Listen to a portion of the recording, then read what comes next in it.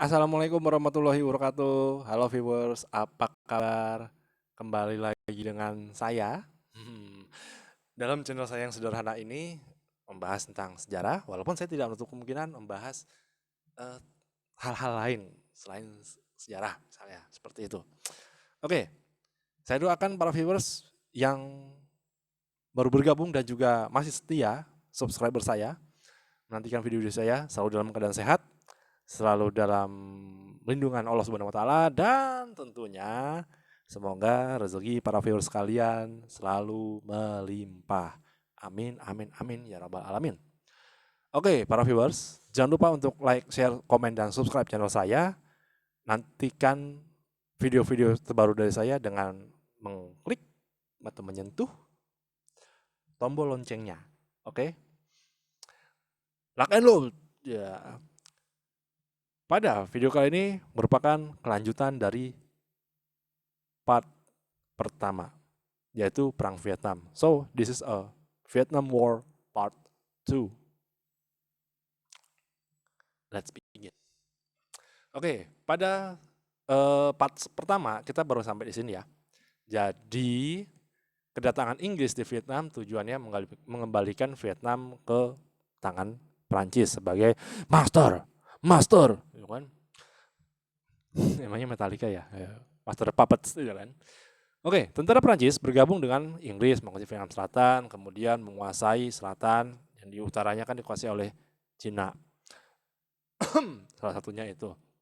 Dan 23 September 1945, Inggris mengembalikan seluruh Vietnam Selatan kepada pihak Prancis. Nah, Vietnam Utara dalam kekuasaan Ho Chi Minh diduduki oleh Tiongkok atau dari kelompok nasionalis Cina yang dipimpin oleh Generalismo Chiang Kai-shek.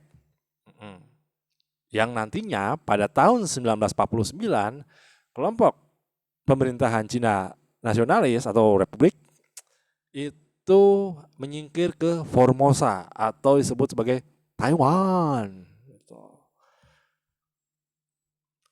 Lanjut. Perang antara Prancis dengan Vietnam Utara berakhir dengan konferensi di Jenewa tahun 1954. Why? Karena ketika itu perang ini disebut sebagai perang kemerdekaan Vietnam. Makanya seiring dengan kalahnya Prancis dalam pertempuran, saya lupa nyantumin ya, tapi silahkan kalian cari. Pertempuran pamungkas ketika itu di benteng Dien Bien Phu, itu letaknya di utara Vietnam, yang mengakibatkan Prancis akhirnya kehilangan koloninya yang cukup berharga di sana. Setelah apa? Setelah Prancis mengalami pertempuran yang sangat dahsyat sekali di Dien Bien Phu. Jadi sepintas ya bagi yang ingin tahu lah tentang perang Vietnam ini, terutama pertempuran di Dien Bien Phu ini menarik karena bagaimana tentara Prancis yang begitu dulu perkasa di Perang Dunia Kedua itu dipecundangi. Jadi mereka kalah. Kenapa bisa kalah? Karena mereka sombong. Ya, sombongnya kenapa? Karena menganggap remeh lawan mereka. Terlebih lagi lawan mereka dalam hal ini Vietnam yang dipimpin oleh jenderal, saya lupa namanya, Jenderal Nguyen apa gitu. Dia mantan pendidikan formalnya adalah seorang guru sejarah. Jadi dia belajar taktik sejarah itu dari buku-buku sejarah yang dia baca. Nah, di satu sisi juga taktik Prancis ini adalah dengan mendirikan benteng-benteng. Benteng-benteng pertahanan yang tujuannya memancing mereka tentara Vietnam ini untuk menyerang benteng tersebut, dan benteng ini akan memanggil air support, we need air support, ya kan? Kita butuh bantuan udara, ya. Jadi karena peperangan modern ini menggunakan teknologi-teknologi yang cukup baru, yang sangat advance pada Perang Dunia Kedua, yaitu pesawat. Jadi pesawat ini digunakan untuk menyerang posisi musuh dengan menjatuhkan bom-bom dan sebagainya. Namun sayangnya yang tidak diketahui oleh Jenderal Prancis ketika itu Henry Navarre namanya. Jadi karena posisi benteng ini berada di lembah, dikelilingi bukit, jadi tujuan mereka adalah agar menarik para infanteri Vietnam ini untuk menyerang karena jenderal Prancis dan perwira-perwiranya merasa yakin nggak mungkin namanya menaruh artileri karena dia juga udah meremehkan gerilyawan Vietnam tersebut. Mereka meremehkan, nggak mungkin lah mereka punya namanya meriam artileri ataupun penangkis udara dan lain sebagainya. Nggak mungkin lah, mereka kan cuma pasukan bertelanjang kaki gitu kan. Kalau kasarnya kata tanda kutip ini yang saya dapat, MacArthur pernah bilang seperti itu. Yang dihadapi adalah prajurit bertelanjang kaki. Walaupun Indonesia pada masa revolusi juga sama, mayoritas tentaranya bertelanjang kaki. Lanjut, apa yang terjadi? Cuaca, hujan, kemudian tak disangka tentara Vietnam, ya tentaranya Ho Chi Minh Uncle Ho ini berhasil membawa perlengkapan berat, spare part seperti meriam, artileri, penangkis pesawat ya, meriam penangkis udara, itu berhasil mereka bawa ke bukit. Dan apa yang terjadi? Walah, benteng Dien Bien Phu ini terkepung oleh serangan artileri. Kemudian infanterinya masuk, infanterinya pun juga mendapat support dari artileri tersebut. Dan apa yang terjadi? Jalan keluar masuk mereka hanya melalui udara. Namun apa dikata sangat disayangkan, koreksi jika saya salah, pesawat-pesawat ini susah masuk karena apa? Ditembaki oleh senapan mesin dan meriam penangkis penangkis serangan udara, sorry. Jadi PSU itu nembak sampai akhirnya barang yang logistik yang dijatuhkan tidak tepat sasaran. Kemudian untuk mendropping pasukan yang harusnya mendarat, mereka harus loncat dengan ketinggian yang cukup tinggi dan ya apa yang terjadi? Ya kalau nggak cacat ya koit, udah gitu. Dan akhirnya apa? Mereka kalah. Dan disitulah menyadari bahwa Vietnam akhirnya harus dilepas seiring dengan munculnya demonstrasi di Prancis yang menentang praktek-praktek kolonialisme. Gitu. Oke, berakhir ya. Karena pasukan komunis tidak bisa dikalahkan, maka diadakanlah konferensi di Jenewa, Swiss yang mempertemukan antara pihak utara Prancis dan salah satunya selatan juga diberikan posisi. Di mana Vietnam Selatan berada di selatan, utara di utara, dibentuknya badan yang menyatukan Vietnam. Nah, jadi walaupun Vietnam itu sebenarnya sudah dipisah antara utara dan selatan, tapi masih ada upaya-upaya untuk melakukan penyatuan, salah satunya dengan melalui pemilu atau istilahnya referendum. Seperti itu. Cuman kita lihat dulu ini yang dimaksud dengan pembagian Vietnam. Bagi para viewers, yang kuning ini adalah Vietnam Selatan. Kemudian yang agak orange di atas itu Vietnam Utara.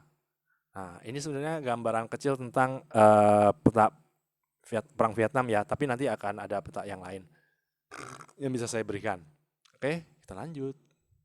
Oh ya, bagi yang belum nonton video saya sebelumnya, linknya saya tampilkan di atas ya. Lanjut. Oke, pasca konferensi Jenewa, masing-masing pihak saling memperkuat diri. Kemudian Vietnam Utara membentuk organisasi komunis di wilayah Vietnam Selatan yang disebut National Front for Liberation of Vietnam. Kemudian Selatan juga mengembangkan kekuatan militer dan kepolisian yang dibantu oleh Amerika Serikat. Mengapa bisa demikian? Karena pasca konferensi ini soal pemilu ya, ini kembali soal pemilunya, di mana kan kesepakatannya antara utara dan selatan melakukan pemilu 2 tahun nih untuk mempersatukan kedua belah pihak. Namun sayangnya adanya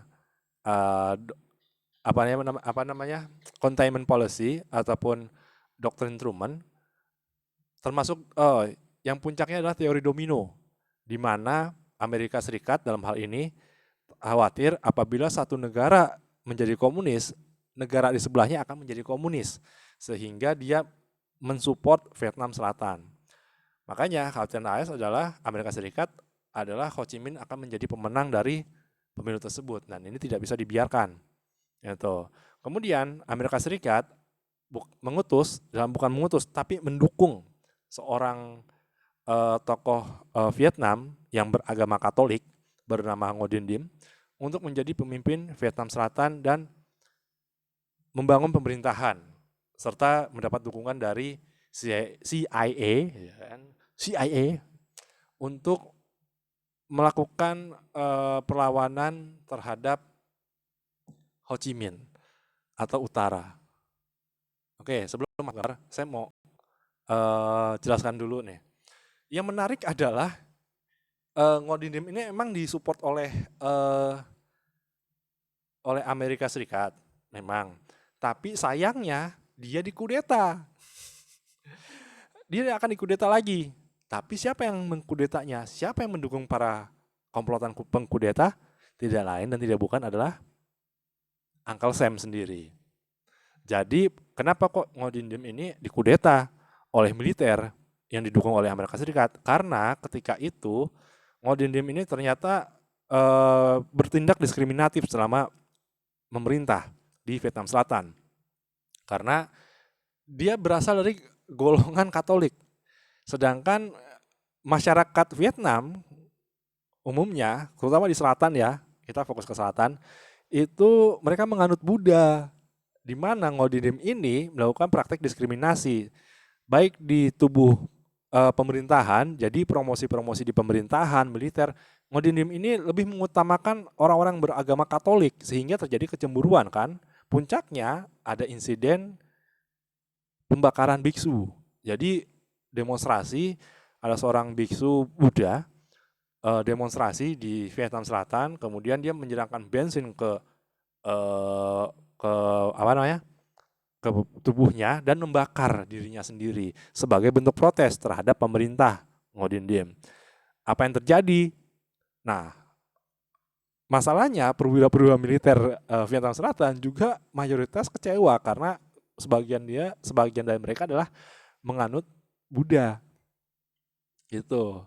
Makanya dia akhirnya disingkirkan setelah Presiden Amerika Serikat ketika itu John F. Kennedy mengeluarkan perintah dengan mengirimkan dubes Amerika Serikat untuk Vietnam Selatan yang baru, saya lupa, Lodge kalau nggak salah, Harry Cabot Lodge itu, untuk mendukung kudeta terhadap mantan sekutunya itu.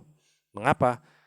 Bagi Kennedy merasa kalau misalnya dia tidak mendapat dukungan dari masyarakat mayoritas masyarakat bawah Vietnam, ya ngapain gitu, percuma gitu kan. Itu justru itu akan menjadi penghambat Amerika Serikat dalam mengawan komunis itu gambarannya gitu. Dan akhirnya apa? Ngo Dinh Diem akhirnya tewas bersama saudaranya gitu. Jadi tentara menyerang istana, dadedor, dia mati dalam keadaan bersimbah darah gitu. Dan posisinya digantikan oleh Ngo Dinh Diem. Bahasa orang Vietnam agak susah, tapi ya seperti itu. Itu yang terjadi. Jadi kesimpulannya apa dari cerita saya tadi adalah tidak ada teman yang abadi, tidak ada juga musuh yang abadi. Yang abadi hanyalah kepentingannya. Seperti itu. Lanjut. Ya, ini gambar. Ya, kalau kita bicara perang Vietnam, bicara tentang gambar hitam putih ini, kemudian bicara senjatanya ya bagi yang suka main COD, PUBG dan lain sebagainya, pasti nggak asing dengan senjata di sebelah kiri dan kanan kalian. Oke, satu M16 A2 dengan grenade launcher dan satu The Legendary. Ya, kalau istilahnya senjata para pejuang cinta, AK-47. Oke. Kita masuk kepada pembahasan kita perang Vietnam yang diperkirakan mulai tahun 1967 hingga 1975, di mana perang Vietnam ini Amerika Serikat termasuk Uni Soviet ya, Uni Soviet mengirim, bedanya satu, Amerika Serikat mengirim pasukan dan instruktur ke Vietnam Selatan serta logistik perang dengan jumlah yang cukup besar. dan dana yang cukup besar untuk melawan kubu utara, dalam hal ini NVA ya, North Vietnam Army sama Viet Cong gitu. Kemudian Uni Soviet juga mengirimkan bantuan berupa instruktur militer ke Vietnam Utara. Baik itu juga senjata. Itu gambarannya. Oke. Jadi posisinya ini sama ya, seperti Perang Korea. Secara tidak langsung kondisi ini sama seperti Perang Korea, di mana Amerika Serikat, cuman pembedaannya adalah yang terlibat dalam Vietnam ini tidak banyak negara. Yang terlibat dalam perang Vietnam ini dari kubu Amerikanya adalah Australia, Korea Selatan, selain Vietnam Selatan sendiri, tapi juga Inggris juga terlibat di dalamnya. Biasanya mereka mengirimkan pasukan-pasukan khusus, SAS, Captain Price, gitu kan. Kemudian tanggal 31 Januari 73 dihasilkan perundingan yang terkenal bernama Paris Accords yang berisi tentang gencatan senjata di seluruh wilayah konflik Vietnam. Oh, kok langsung ke sini? Ya, kalau saya jelasin malah tambah panjang. Singkatnya, nanti para viewers bisa cari referensi-referensi yang berkaitan dengan Perang Vietnam. Karena apa? Perang Vietnam ini, kalau saya telusuri selama ini banyak dokumenternya. Tapi mayoritas berbahasa Inggris. So, I hope my viewers can watch the documentary with your language. I'm sorry because my language is very belepotan. Setidaknya saya mencoba. Nah, memang perang Vietnam ini kenapa dibilang 73 ini menentukan? Karena 1973 merupakan fase bukan bagian sih saya bilang. Keterlibatan Amerika Serikat dalam perang Vietnam ini mulai diakhiri. Jadi pasukan-pasukan Amerika Serikat mulai ditarik. Namun yang hanya disisakan hanyalah LO, Liaison Officer, yaitu para perwira penghubung yang menjadi penasehat militer Vietnam Selatan. Nah, yang menarik adalah kenapa ini bisa terjadi. Nanti di bagian akhir video saya akan menjelaskan mengenai beberapa hal berkaitan dengan ini. Oke, memang 67 ini diawali karena adanya Tet Offensive dan lain sebagainya. Sehingga ya perang Vietnam ini akhirnya berpuncak pada penarikan pasukan Amerika Serikat. Oke, di sini ada gambar. Gambar-gambar ini ya bisa dikatakan beberapa tokoh kunci dari perang Vietnam. Bisa dilihat pula sesungguhnya Presiden Amerika Serikat yang terlibat dalam perang Vietnam ini, yang membahas perang Vietnam sebenarnya ada 4. Mulai dari Eisenhower, kemudian John F. Kennedy, Lyndon Johnson, sama Richard Nixon. Sedangkan yang sebelah kiri kalian itu adalah General Westmoreland. Amerika Serikat membentuk namanya MACV, Military Assistant Company to Vietnam itu. Jadi semacam kalau istilahnya kayak NATO lah mungkin ya. Jadi unit khusus untuk membantu Vietnam disebut MACV namanya. Silakan koreksi kalau misalnya saya salah ya, para viewers sekalian. Oke. Jadi apa sih yang menjadi kelanjutannya dari yang sebelumnya ini? Yang jadi kelanjutannya adalah, tadi yang sudah saya bilang, penarikan pasukan Amerika Serikat dari Vietnam Selatan, kemudian pembebasan tawanan perang dari kedua belah pihak dilakukan atau barter.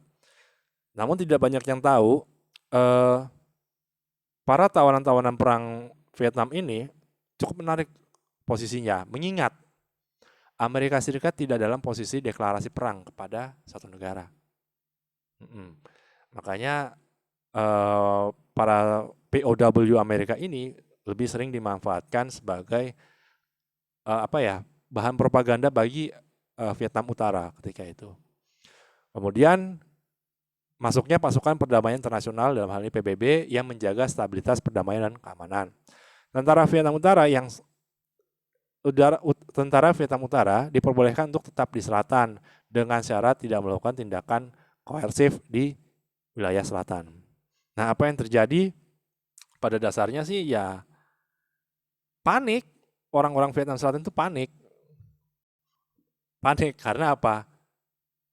Tidak lama kemudian Vietnam Utara menaklukkan beberapa provinsi di Vietnam Selatan. Jadi serangan perang terus dilanjutkan sampai akhirnya pada tanggal 21 April 1975 Presiden Vietnam Selatan Nguyen Van Thieu mengundurkan diri dan terbang ke Taiwan dan digantikan oleh Jenderal The Big Min atau tadi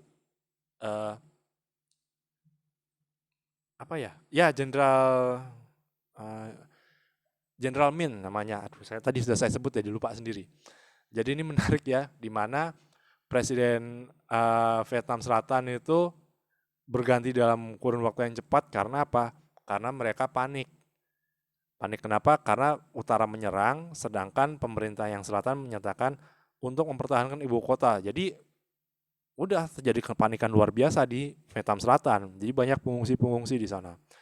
Dan 30 April, Saigon, ibu kota Vietnam Selatan ditaklukkan oleh utara. Sekaligus sebagai penutup dari Perang Vietnam.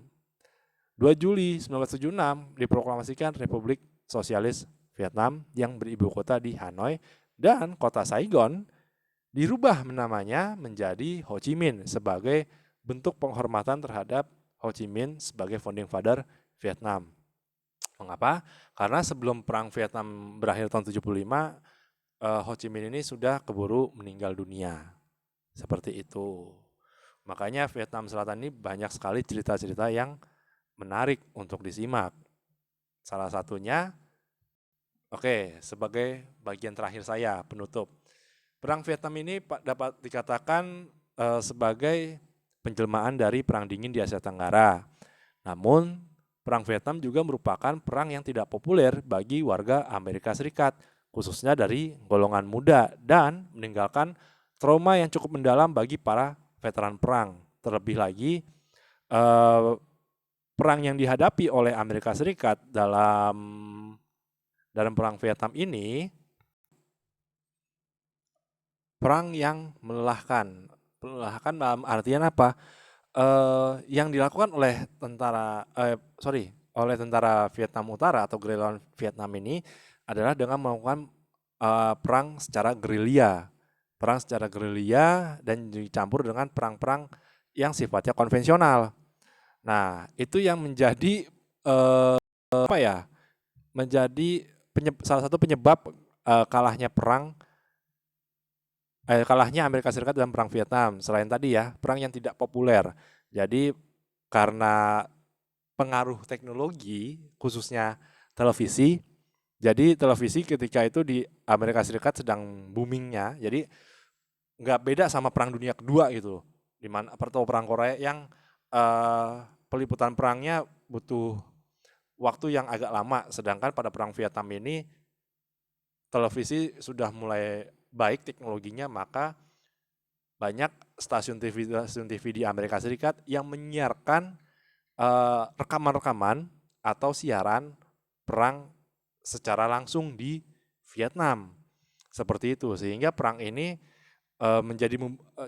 membuka mata warga Amerika Serikat bahwa perang ini sesungguhnya sudah tidak bisa dimenangkan. Dan banyak yang menganggap perang ini hanya sia-sia karena mengorbankan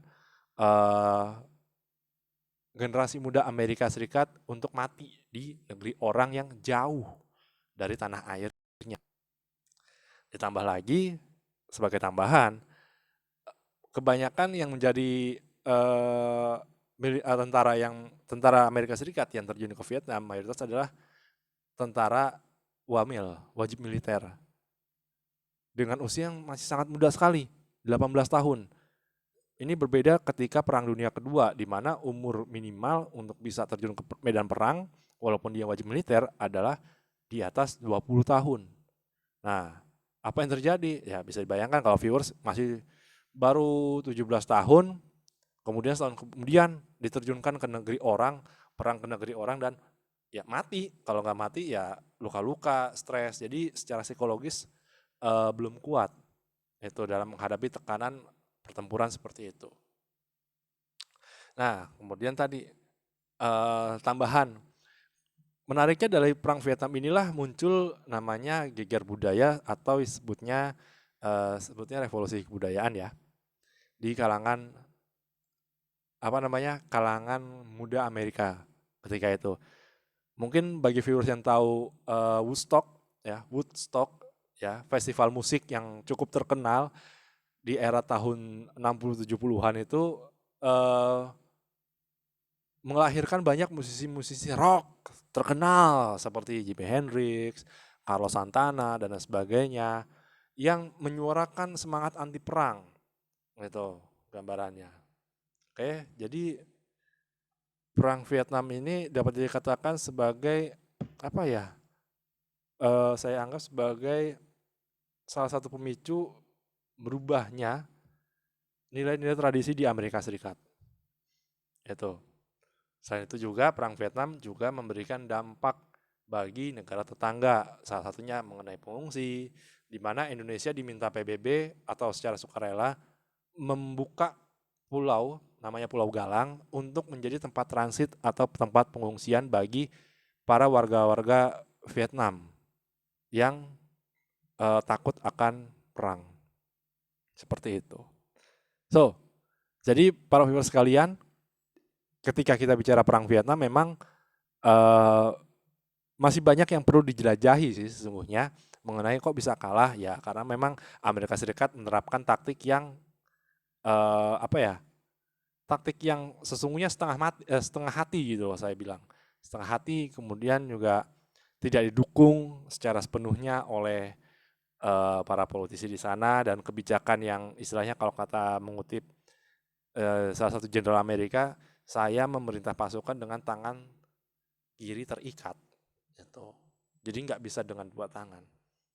Dan secara politik, perang Vietnam ini sangat merugikan bagi Amerika Serikat dan juga secara ekonomi tentunya. Gitu. Oke, sekian dari saya. Mohon maaf ya jika videonya ini kepanjangan. Namun saya bisa menyarankan kepada para viewers untuk mencari referensi-referensi lain mengenai perang Vietnam ini, entah melalui, saya ambil contoh, historia.id ataupun tirto.id, atau carilah kata kunci perang Vietnam atau Vietnam War di YouTube. Oke, di YouTube ataupun dari lain sebagainya. Oke, itu aja ya para viewers sekalian. Terima kasih sudah menonton. Saya ucapkan terima kasih kembali lagi dan saya juga mengucapkan mohon maaf apabila video ini masih belum sempurna ya, masih belum sempurna dan masih banyak kekurangannya baik dari segi tampilan maupun dari penampilan saya ataupun pengucapan saya mengenai materi tersebut. Mohon maaf yang sebesar-besarnya, namun saya ingin mohon kepada para viewers saya ini yang sedang menonton untuk like, share, dan subscribe channel saya. Bantu saya untuk mengembangkan channel ini lebih baik dari sebelumnya. Oke, terima kasih. Wassalamualaikum warahmatullahi wabarakatuh dan sampai bertemu di video-video saya berikutnya. Bye.